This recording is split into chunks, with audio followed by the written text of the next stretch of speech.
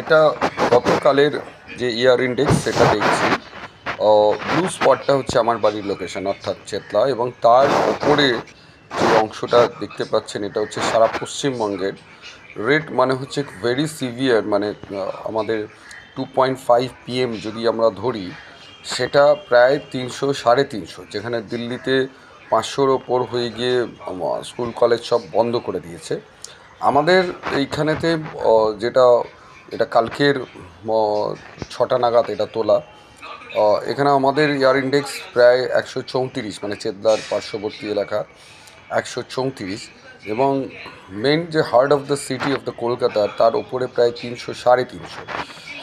আর এই যে air particles, তার carbon monoxide, carbon die oxide, silicon base এবং ম্যাগনেশিয়াম ফিউমস, এগুলো এত পরিমাণ ক্ষতিকারক, যেগুলো হচ্ছে বয়স্ক লোকেদের ক্ষেত্রে খুবই মারাত্মক এফেক্ট করছে।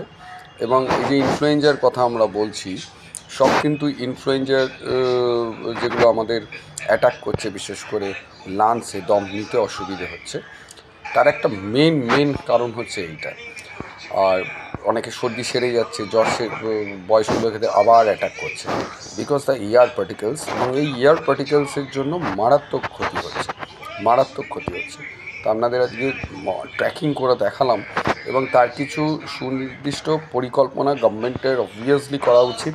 যদি গভর্নমেন্ট এখন থেকে যদি চিন্তা না করে, তো আগামী 1 বছরের মধ্যে এই এয়ার ট্র্যাকিং যে জায়গায় যাবে, তাতে কিন্তু মারাত্মক একটা বিপদ ডেকে আনবে।